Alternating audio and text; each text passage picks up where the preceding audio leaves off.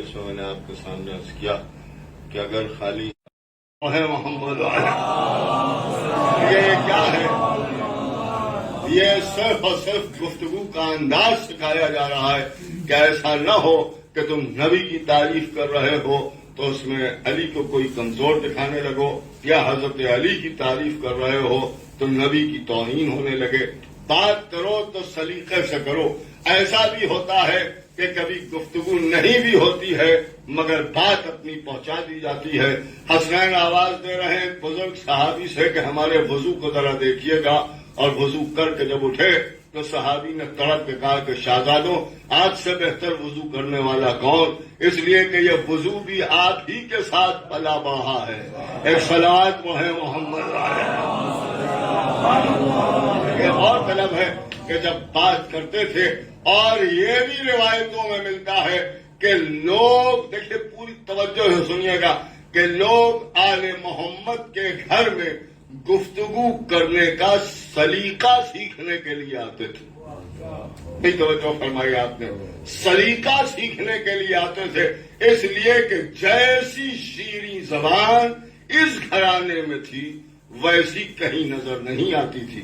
شاید اسی گھرانے کو دیکھ کے کسی نے کہا کہ سنا ہے بات کرتے ہیں تو پھول جھڑتے ہیں۔ دیکھیے کیا دو مصرے ہیں، خدا کی قسم، کہ سنا ہے بات کرتے ہیں تو پھول جھڑتے ہیں، ہے ایسی بات تو پھر بات کر کے دیکھتے ہیں۔ اے صلوات وہ ہے محمد، ایک اور صلوات بھیجتے ہیں محمد، ایک اور صلوات بھیجتے ہیں محمد۔ آپ نے غور فرمایا کہ پیور غزل کا شعر ہے، اور جیسے میں نے مدح اہل بیت میں پڑھ دیا، ایک صلوات وہ ہے محمد۔ دیکھیے یہ بھی ایک غور طلب بات ہے کہ ایسا کیوں ہوتا۔ میں نے کہا یہ تو غزل کا شعر ہے اور آپ نے یہاں فٹ کر دیا۔ فٹ نہیں کر دیا، اصل میں تعریف کا مقصد ہی صرف اور صرف اسی گھرانے کا ذکر ہے۔ ایک صلوات وہ ہے محمد۔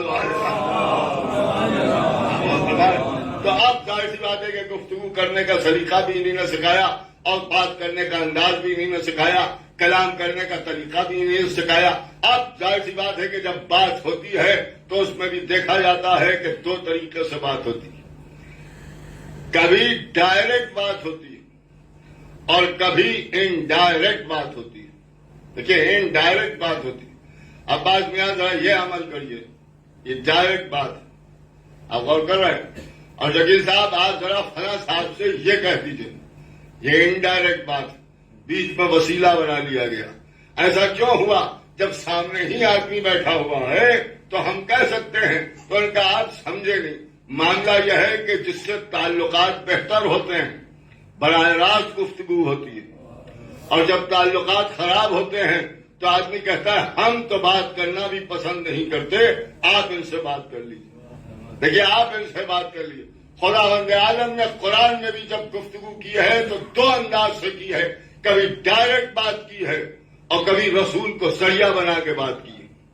جب ڈائریکٹ بات کرتا ہے تو کہتا یا ایھا الذین آمنوا، اے وہ لوگوں جو ایمان لائے ہو، اور جب انڈائریکٹ بات کرتا ہے تو کہتا ہے قل یا ایھا الکافرون، کہہ دیجئے ان کافروں سے۔ ایک صلوات بھیجتے ہیں محمد علیہ۔ آپ فرما رہے ہیں کہ میں کہہ رہا ہوں، اس کا مطلب یہ ہے کہ اللہ کا بھی معاملہ یہی ہے کہ جس سے خوش ہوتا ہے، یا یوں کہا جائے کہ جس سے تعلقات بہتر ہوتے ہیں اس سے ڈائریکٹ بات کرتا ہے، اور جس سے تعلقات خراب ہوتے ہیں تو میرا آواز دیتا ہوں میں تو منہ نہیں لگانا چاہتا، آپ ان سے بات کر لیجیے۔ دیکھیے آپ ان سے بات کر لیجیے۔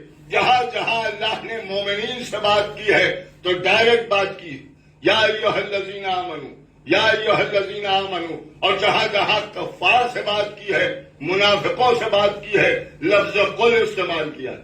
قل کے معنی کہہ دیجئے، یعنی ہم تو انہیں منہ نہیں لگانا چاہتے لیکن آپ کہہ دیجئے۔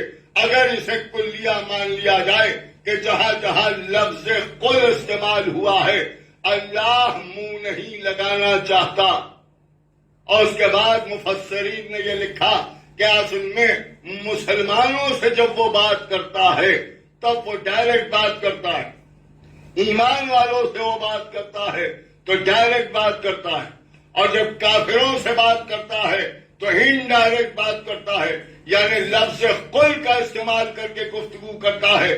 تو اب سوال پیدا ہوا کہ یہ ایمان والے ہیں کون؟ تو ان کا جس کے پاس ایمان ہے، آپ ایمان سے کیا سمجھتے ہیں؟ کیا ایمان لانے کے لیے لا الہ الا اللہ محمد الرسول اللہ کافی ہے؟ تو اگر یہی بات ہے تو جہاں جہاں لا الہ الا اللہ محمد الرسول اللہ کہنے والے ہوں ان سے اللہ ڈائریکٹ بات کرے۔ مگر ہم نے ایک منظر دیکھا کہ اللہ نے جب صرف لا الہ الا اللہ محمد الرسول اللہ کہنے والوں سے بات کی تو پھر یا کہہ کے بات نہیں کی، بلکہ قل کا لفظ استعمال کیا۔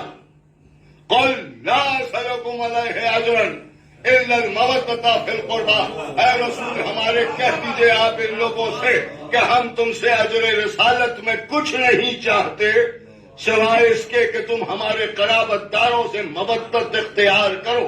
اب بات سمجھ میں آئی کہ لا الہ الا اللہ محمد الرسول اللہ کہنے والے تو تھے مگر محبت کرنے والے نہیں تھے، لہذا اللہ نے ان محبت نہ کرنے والوں سے لفظ قل استعمال کر کے یہ بتا دیا کہ ہم تو منہ نہیں لگانا چاہتے، آپ ان سے کہہ دیجئے اے صلوات والدے محمد والے۔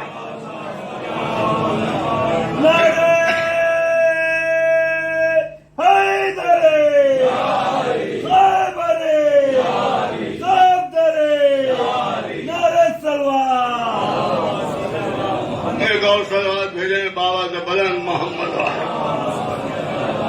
لہذا آپ ان سے کہہ دیجئے قل لا اسألکم علیہ اجرا، قل کہیے لا اسألکم علیہ اجرا، ہم تم سے اجر رسالت میں کچھ نہیں چاہتے، الا المودۃ فی القربى، سوائے ہمارے قرابت داروں کی مودت کے۔ اس کا مطلب یہ ہوا کہ مودت اہل بیت کو اجر رسالت بنا کے مانا، اور یہ بتا دیا کہ جو اجر رسالت نہیں ادا کرے گا تو اس سے اگر بات ہوگی تو قل کہہ کے بات ہوگی۔ ایک صلوات پڑھے محمد والے۔ اب ذرا سا اگر آپ حضرات کو توجہ ہو گئے تو میں آپ کے سامنے یہی عرض کرنا چاہ رہا ہوں کہ الحمدللہ ہم جو پہچانے جاتے ہیں وہ آل محمد کے ذریعے پہچانے جاتے ہیں۔ کل بھی میں نے آپ کے سامنے یہی عرض کیا تھا کہ ہماری پہچان کوئی عمل نہیں ہے سوائے علی علی کے، سوائے علی علی، اور یا سوائے حسین حسین کے۔ دیکھیے سوائے حسین حسین کے آپ نے سیاہ لباس پہنے، آج جب سڑک پر نکلتے ہیں تو غیر آپ کو کیسے پہچانتے ہیں؟ تو ان کا سیاہ لباس کے ذریعے پہچانتے ہیں کہ یہ حسین والا جا رہا ہے، یہ عزادار والا جا رہا ہے۔ آپ غور فرما رہے ہیں، آپ جا رہے ہیں، نہ آپ کا کردار ظاہر ہو رہا ہے، نہ آپ کے اعمال ظاہر ہو رہے ہیں، نہ آپ کی نماز ظاہر ہو رہی ہے، نہ آپ کا روزہ ظاہر ہو رہا ہے، نہ آپ کے گفتگو کا انداز ظاہر ہو رہا ہے، صرف سیاہ لباس پہن لیا تو زمانے نے دیکھا تو یہی کہا کہ یہ حسینی جا رہا ہے۔ اے صلوات وہ ہے محمد والے۔ اب وہ فرما رہے تو آپ ظاہر سی بات ہے کہ راستہ چلتے ہوئے اگر ہم پہچانے جاتے ہیں تو آل محمد کے ذریعے پہچانے جاتے ہیں، اور یہی وجہ ہے کہ ہم سب کے بارے میں سب کچھ سن سکتے ہیں، مگر جہاں سے آل محمد کا معاملہ آتا ہے پھر ہم کچھ سننا نہیں چاہتے، دیکھیں پھر ہم کچھ سننا نہیں چاہتے، اور رہ گئے علی، تو علی ہماری جان ہے، علی ہماری زندگی ہے۔ علی اسے کہتے ہیں کہ اگر وہ ہیں تو ہم ہیں، اگر وہ ہیں تو ہم ہیں، اس لیے کہ ہم جانتے ہیں کہ ساری دنیا کو چھوڑ دینے سے علی کا کچھ بگڑتا نہیں ہے، اور علی کی نظریں پھیر لینے سے ہمارا کچھ بگڑتا نہیں ہے۔ اب یہ ایک عجیب و غریب بات ہے کہ جب ہم بات کرتے ہیں تو زمانے ہم سے کہتا ہے کہ صاحب ٹھیک ہے آپ علی علی کیجئے، کون منع کرتا ہے؟ کس نے آپ سے کہا ہے کہ آپ علی علی نہ کیجئے؟ لیکن یہ کہ دوسروں کا بھی تو ذکر کیجئے۔ تو میں برابر عرض کرتا ہوں کہ جو دوسروں نے کیا ہے ذرا اس کی کوئی کتاب لا کے ہمیں دیجئے تو ہم بھی کچھ ان کے فضائل پڑھیں۔ یہاں تو تاریخ میں کچھ ہے ہی نہیں، اب جو کیا ہے وہی بیان کر دیتے ہیں، اور جب وہی بیان کرتے ہیں تو آپ جھگڑا کرنے لگتے ہیں۔ میں نے کہا صاحب یہ کیوں کہہ دیا، یہ کیوں کہہ دیا، یہ کیوں کہہ دیا؟ اس لیے ہم ذکر علی کرتے ہیں، اس لیے کہ جب علی کی بات کرتے ہیں تو فلاں کے بیٹے فلاں جگہ آئے، فلاں ان کے بیٹے تھے، فلاں ان کے چاہنے والے تھے۔ اب دوسرے کی بات آتی ہے تو ہم کیا بتائیں کہ کون کس کا بیٹا ہے؟ اے صلوات بڑھے محمد والے۔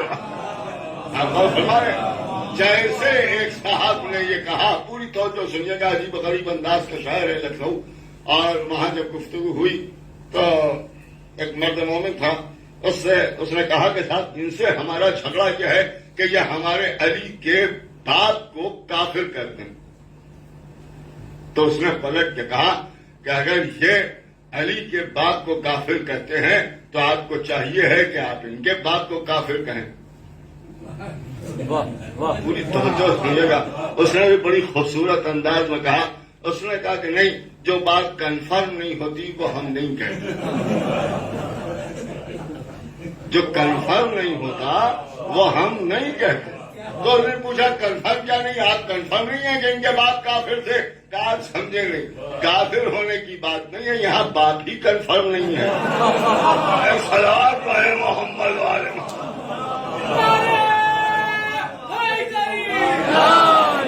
ایک اور صلوات بھیجتے ہیں محمد۔ اب دیکھیں حضرت علی کے مقابلے میں لوگوں کو لے کے آئے اور کہا صاحب یہ بھی ہے، یہ بھی ہے، یہ بھی ہے، اور اگر آپ ان پر جان دیتے ہیں تو ہم ان پر جان دیتے ہیں، اگر آپ ان کا نام لیتے ہیں تو ہم ان کا نام لیتے ہیں، آپ اگر انہیں مانتے ہیں تو ہم انہیں مانتے ہیں۔ دیکھیے ہم انہیں مانتے ہیں۔ ایک بات میں آپ کے سامنے عرض کروں، ہم اگر علی کو مانتے ہیں تو علی ہمارے دل میں بستے ہیں۔ بات آپ کے سامنے عرض کر رہا ہوں، اس لیے کہ علی کہتے ہی اسے ہیں کہ جو زبان پہ آ جائے تو دل میں اتر جائے۔ دیکھیے دل میں اتر جائے۔ علی خالی زبان پہ آئے، یہاں تو جگہ ہی نہیں ہے۔ کئی بہت پرانے ذاکر کا ایک نقطہ ہے بڑا غضب کا کہ علی ہمارے دلوں میں ہے، اور ہمارے دل میں علی کے علاوہ کسی اور کے لیے جگہ ہی نہیں ہے۔ آ جائے اور وہ ان کی زبان پہ تو ہے مگر دل میں نہیں ہے۔ دلیل سنیں گے؟ بہت سیدھی سی دلیل ہے بھائی، جو دل میں ہوتا ہے مصیبت کے وقت پر نہیں یاد نہ آئے گا، پکارو گے کیا؟ ایک سوال بیٹھے محمد والے، تو کھانا پانی بھیج رہا ہے فرعون کو، ایک دن ہم بھی دعوت کریں گے۔ آپ بتائیے کیا ہوتا؟ اور کہا فرعون تو فرعون رہتا، موسیٰ نبی نہ رہتا۔ دیکھیے کلیہ ہے جو میں آپ کے سامنے کر رہا ہوں، اور خدا کی قسم اگر اسے آپ نہ سمجھیں گے تو کوئی نہ سمجھے گا۔ میری تو سمجھ میں نہیں آ رہا ہے کہ ہمارے کلکتے کے مجمع کو کس کی نظر کھا گئی، اس لیے کہ یہاں تو اشاروں میں بات سمجھتے ہیں۔ آپ ذرا سا غور فرمائے کہ ایک عجیب و غریب منزل ہے کہ اللہ کہہ رہا ہے کہ ہم تو کھانا بھیجیں گے، ہم پانی بھیجیں گے، مگر موسیٰ تمہیں لوٹتے رہنا ہے اگر نبی رہنا ہے۔ جو فرما رہے ہیں اگر نبی رہنا ہے، ہمارا والا عمل تم نہیں کرو گے۔ نہیں توجہ فرما رہے ہیں، اگر ہمارا والا عمل کر کے ہم سے ہمسری کی کوشش کرو گے تو جو ہو وہ بھی نہ رہو گے۔ اور جو لوگ ہم سے کہتے ہیں سید سجاد نے، جناب سید سجاد نے سنان کو پانی پلا دیا، حضرت علی نے قاسم کو پانی پلا دیا، ہمارے یہ تو امام ہے، یہ سب کریں گے، مگر اگر آپ کو شیعہ رہنا ہے تو آپ کو لعنت ہی کرتے رہنا ہے۔ سلام بیٹے محمد والے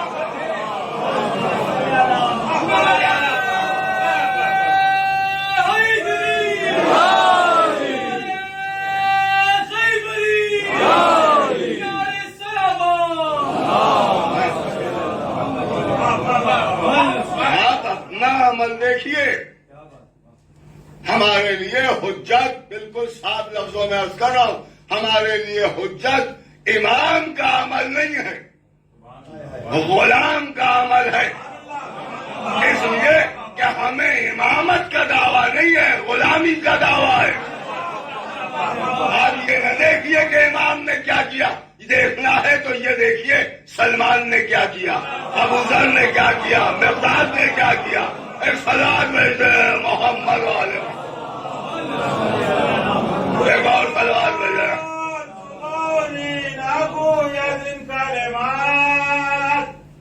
بشر سوار عرب شاہلا فتح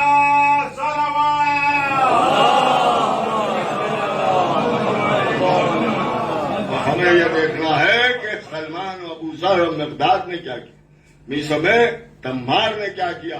اب یہ بات ہے کہ صاحب علی نے انہیں بچایا، بالکل الگ ہٹ کے بات کروں آپ سے۔ اب رہا جو اب نہ رہا، ایسا لات تو ہے محمد والے محمد، اور تمہارے اپنے ہاتھیوں کی فوج لے کے آیا، کعبے کی دشمنی میں آیا۔ دیکھیے کعبے کی دشمنی میں آیا، پورا واقعہ آپ کا سنا ہوا ہے، تفصیل سے دو چار باتیں میں آپ کے سامنے عرض کروں۔ اور جب وہ مکے کے قریب پہنچا تو اس نے لوگوں کے جانور پکڑ لیے، ہاتھیوں کو ایک صف میں بٹھا دیا گیا۔ لوگ پریشان ہوئے کہ ہمارے جانور پکڑ لیے، ہمارے جانور پکڑ لیے۔ کسی میں اتنی ہمت بھی نہ ہوئی کہ جو ابراہے سے جا کے یہ کہتا کہ یہ تم نے کیا کیا۔ جناب عبد المطلب بیت الشرف سے باہر نکلے، کیونکہ اس میں بھی ایک عجیب و غریب بات ہے جو میں عرض کر رہا ہوں، اور اس کے بعد ابراہے کی طرف چلے۔ اب اس میں ایک روایت جو غیروں کی طرف سے آئی ہے، مجھے نہیں معلوم کہ صحیح ہے یا غلط ہے، لیکن ایک ایسی کتاب میں ہے کہ جس کا نام ہی صحیح ہے، تو اب صحیح کو ہم کیا غلط کہیں۔ روایت سنیے، عبد المطلب ان ہاتھیوں کے پاس سے گزرے تو جو سب سے بڑا ہاتھی تھا ابرہے کا خاص، اس کا نام محمود تھا، اس نے جب عبد المطلب کو دیکھا تو اس نے سجدہ کیا۔ آپ نے غور کیا؟ اما ہاتھی بھی بننا ہے تو ابرہے کا بنو، سلوات پڑھے محمد والے۔ ہاتھی تھا ابرہے، سجدہ کیا عبد المطلب کو۔ عبد المطلب نے ہاتھ کے اشارے سے اسے خاموش کیا، آگے بڑھ گئے۔ اور ہمارے اسلام نے لکھا کہ اصل میں ہاتھی کو یہ معلوم تھا کہ یہ وہ شخص جا رہا ہے جس کے قلب میں نور محمد تھا، لہذا اس نے سجدہ کیا۔ بڑے افسوس کی بات ہے بھیا، اب رہے کہ ہاتھی کی سمجھ میں آ گیا، جو ہمارے اب رہے کہ ہاتھی کی سمجھ میں آ گیا کہ جہاں نور محمد مقیم ہو وہ سجدے کے لائق ہوتا ہے، لیکن محمد کے ساتھی کی سمجھ میں نہیں آیا۔ ایک صلوات پڑھے محمد والے محمد، ایک اور صلوات بھیجتے محمد والے۔ اور جناب عبد المطلب ابرہے تک پہنچے، اور جب ابرہے کے پاس پہنچے تو ابراہ تعظیم کے لیے کھڑا ہو گیا، آئیے آئیے آئیے، آپ تو عرب کے سردار ہیں، کہا یہاں میں بیٹھنے نہیں آیا ہوں، کیا پھر کیا جو میری دمبیاں پکڑ لی ہیں اور جو میرے اونٹ تو نے پکڑ لیے ہیں انہیں آزاد کر دیں، انہیں آزاد کر دیں۔ اس نے فوراً حکم دیا کہ فوراً آزاد کر دیا جائے، ان کے حوالے کر دیا، اور جب ان کے جانور ان کو مل گئے تو یہ چلنے لگے۔ اس نے کہا سرکار ایک بات کا بیان کر، کہ ہم تو سمجھے تھے کہ آپ آ کے ہم سے کہیں گے کہ کعبے کو بس چھوڑ دے اور کعبے کو نقصان نہ پہنچا، اور آپ کعبے کو بچانے کے لیے آئیں۔ عبد المطلب نے مسکرا کے فرمایا کہ وہ کعبہ جس کا گھر ہے وہ بچائے گا، یہ دنیا میری تھی میں نے بچا لی۔ یہ کہہ کے اپنی دمبیاں لے کے چلے گئے۔ اب رہا سوچتا رہا کیا کہہ گئے، اور پھر سارا واقعہ آپ کو معلوم ہے کہ ابابیلیں آئیں، پتھر گرے اور سارا لشکر برباد ہو گیا، کعبہ بچ گیا۔ یہ وہ موقع تھا، پورے غور سے سنیے گا، تاریخ کے حوالے سے آپ کے سامنے عرض کر رہا ہوں، شاید اس رخ سے ہمارے بچوں نے نہ سنا ہو۔ کعبے میں بت بھی رکھے ہوئے تھے، اگر اب رہا کعبے کو گراتا تو بت بھی ٹوٹ جاتے، ٹوٹتے نہ ٹوٹتے، کہ بالکل ٹوٹتے۔ جب کعبے کو بچایا تو بت بھی بچ گئے۔ کس نے بچایا؟ کہ اللہ نے بچایا۔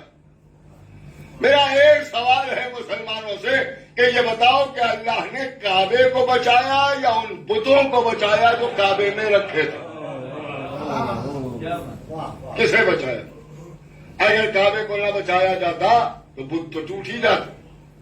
تو بت شکنی کا کام اللہ نے خود ہی کیوں نہیں کر دیا؟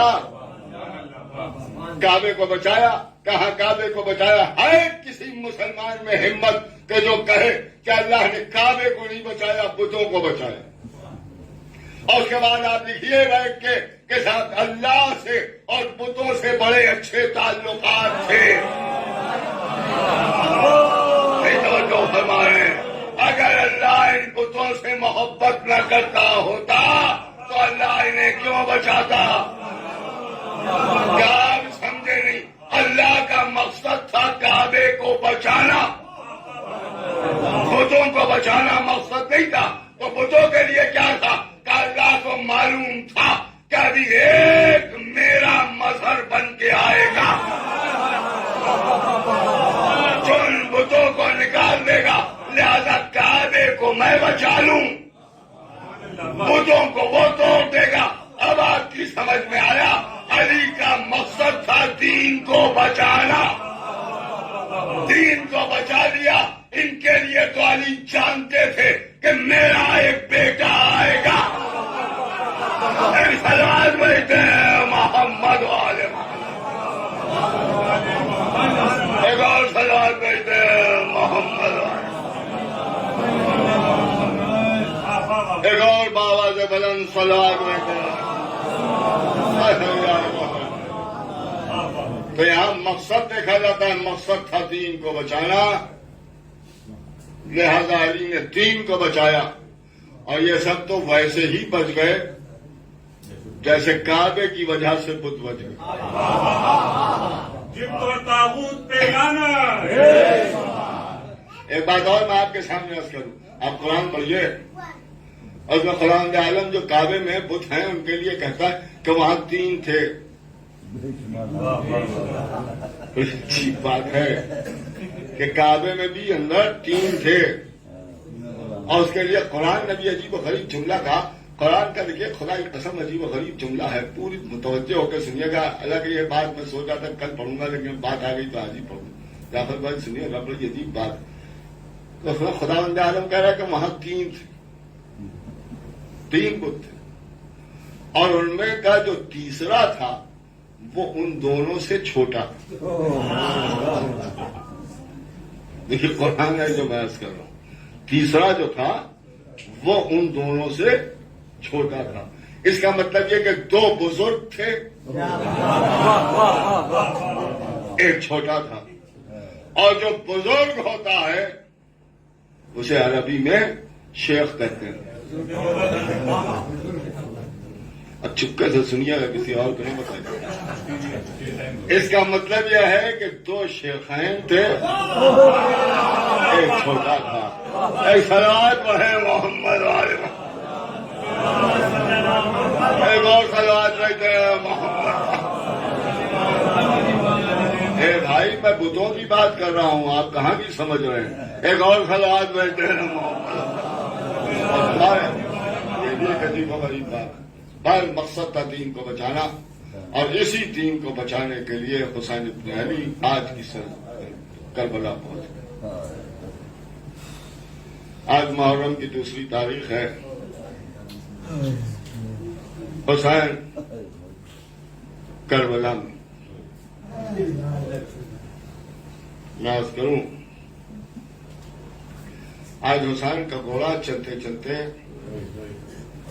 عرض کربلا پر رک گیا، اور جب گھوڑا رک گیا تو آقا حسین نے فرمایا انا للہ و انا الیہ راجعون. بھیا عباس گھوڑا بدل، راہوار کو بدلا گیا. اس نے بھی آگے بڑھنے سے انکار کیا. پھر فرمایا کہ تیسرا گھوڑا لے آؤ، اور جب وہ بھی آگے نہ بڑھا، اور 7 گھوڑے حسین نے پے در پے بٹھے. 7 گھوڑے بٹھے. پھر آقا حسین نے فرمایا کہ یہاں دیکھو کہ قرب و جوار میں کوئی آبادی ہے. لوگوں نے آ کے بتایا کہ ہاں ایک آبادی ہے، اور وہاں بنی اسد رہتے ہیں. کہا انہیں بلا لاؤ. بنی اسد آ گئے، آ کے سلام کیا. آقا آپ اس زمین پر کیسے آ گئے؟ امام نے فرمایا کہ میں یہیں قیام کرنا چاہتا ہوں. کہ مولا یہاں قیام نہ کیجیے. اس زمین کی یہ ہسٹری رہی ہے، تاریخ رہی ہے کہ جب کوئی خدا کا نیک بندہ یہاں آتا ہے تو مصیبتوں میں گر جاتا ہے. کہ زمین کا کیا نام ہے؟ کسی نے کہا نینوا کہتے ہیں، کسی نے کہا شطح فرات کہتے ہیں، کسی نے کہا مالیہ کہتے ہیں. ایک بزرگ کو شخص نے اٹھ کے کہا کہ آقا اسے کربلا بھی کہتے ہیں.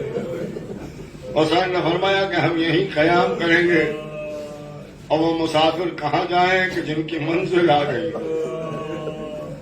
یہ بتاؤ کہ یہ زمین کس کی ہے؟ کہ مولا ہماری ہے، کہ ہمارے ہاتھ فروخت کر دو. کہ آپ ہی کی ہے، خریدنے کی کیا ضرورت؟ کہ نہیں، یہ ہمارے ہاتھ فروخت کرو. 60,000 درہم میں وہ زمین خریدی، اور اس کے بعد فرمایا کہ اب یہ زمین ہماری ہو گئی، اور ہم تمہیں یہ واپس ہبا کرتے ہیں، مگر اس شرط کے ساتھ کہ 10 دن کے بعد جب ہم یہاں قبض کر دیے جائیں تو ہمارے لاشوں کو دفن کر دیں. اور وہ لیجیے آج دوسری محرم ہے. بنی اسد رونے لگے. فرمایا جاؤ، جا کے اپنے گھر کی بیویوں کو بھیج دو. بیویاں آئیں، آ کے سلام کیا. کہا کیا حکم ہے؟ کہ اگر مرد گھر سے نہ نکلے تو تم شرم دلا کے انہیں بھیج دینا. تم جاؤ بچوں کو بھیج دو. چھوٹے چھوٹے بنی اسد کے بچے دوڑتے ہوئے آئے، قدموں سے لپٹ گئے. اللہ نے مظلومی حسین. امام حسین فرماتے ہیں اگر تمہارے ماں باپ ڈر جائیں تو بچوں تم کھیلتے ہوئے میدان میں آ جانا، اور ایک ایک مٹھی خاک اٹھا کے ہمارے لاشوں پر ڈال دیں. بچے روتے ہوئے چلے گئے. حسین نے دریا کے کنارے خیمے لگا دیے. خیمے لگ گئے. سیدانیاں خیموں میں بیٹھ گئیں. خیموں کو آراستہ کیا جا رہا تھا. شہزادی زینب کے خیمے میں جناب اون محمد کے بستر بھی لگائے گئے.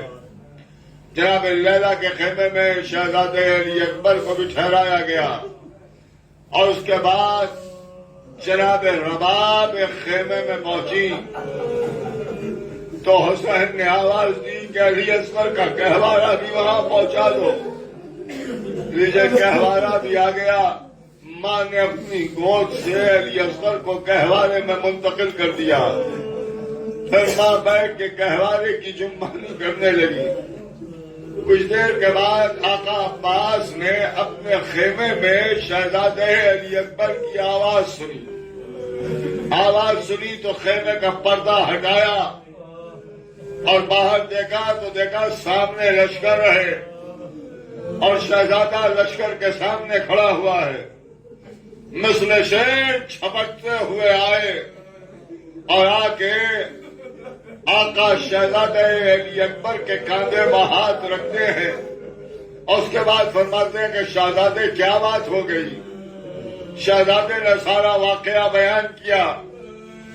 شاہ عباس نے فرمایا کہ میرے لال علی اکبر عباس کے ہوتے ہوئے ان لائنوں سے آپ بات کریں گے؟ اے میرے لال آپ خیمے میں واپس جائیں۔ علی اکبر خیمے میں واپس آ گئے۔ حسین بیٹھے ہوئے دیکھ رہے ہیں، تلوار کے قبضے میں ہاتھ ڈالا، تلوار کو بے نیام کیا اور آواز دی کس میں جرأت و ہمت ہے کہ جو حسین کے خیمے کی طرف نظر اٹھا کے بھی دیکھے؟ عباس کی زندگی میں یہ ممکن نہیں ہے۔ بس یہ کہنا تھا کہ حسین نے بکھرے ہوئے شیر کو دیکھا۔ اس خیمے میں پہنچے، آواز دی زینب، شہزادی زینب آئی۔ کہا زینب ڈوبتے ہوئے سورج کو پلٹانا تمہارا کام تھا، آج بکھرے ہوئے شیر کو واپس بلانا تمہارا کام ہے۔ وہ سورج تھا جسے بابا نے پلٹایا، یہ عباس ہے جسے تم پلٹاؤ گی۔ بس یہ سننا تھا کہ شہزادی زینب نے فرمایا کہ بھیا پریشان نہ ہو۔ فضا کو آواز دی، فضا بلاؤ۔ آقا عباس کو آواز دی گئی، زمین پر خط کھینچا، خبردار کو اس خط کے آگے نہ بڑھے۔ یہ کہہ کے آقا عباس خیمے میں واپس آئے، شہزادی زینب کے سامنے ادب سے ہاتھ جوڑ کے بیٹھ گئے اور یہ کہتے ہوئے بیٹھے کہ شہزادی خیمے ہٹانے کا حکم نہ دیجیے گا، ان لوگوں نے میرے آقا کو مجبور سمجھ لیا ہے۔ زینب نے تڑپ کے فرمایا بھیا عباس، زینب تم سے کچھ نہ کہے گی، جاؤ تمہارا جو جی چاہے کرو، لیکن میں اپنے سر کے بال پریشان کر دوں گی۔ بس یہ کہنا تھا۔ تلوار کو اٹھایا، زینب پر رکھ کے توڑا، چادر زینب پر صدقہ کیا، زمین پر پھینک دیا۔ اے شہزادی اب کہا دوبارہ نہ کہنا، یہ کہہ کے عباس نے خیمے ہٹا لیے۔ زینب نے ان تلوار کے ٹکڑوں کو اٹھایا، حفاظت سے اپنے پاس رکھا۔ دن گزرتے گئے، روز عاشورہ آ گیا، لاشوں پر لاشیں آ گئے، حسین شہید ہو گئے، خیموں میں آگ لگ گئی، نیزوں سے تلواروں سے سینانیوں کی چادریں چھینی گئی۔ زینب جب بے ردا ہو گئی تو کھڑی ہوئی، رات میں ڈھونڈ کے تلوار کے 2 ٹکڑے نکالے، مراد کا رخ کیا، آواز دیا بال۔ میں نے کہا تھا کہ میں بال پریشان کر دوں گی، تم نے تلوار کو توڑ دیا۔ اے عباس آؤ، زینب کے بال پریشان ہے۔ واہ حسین واہ۔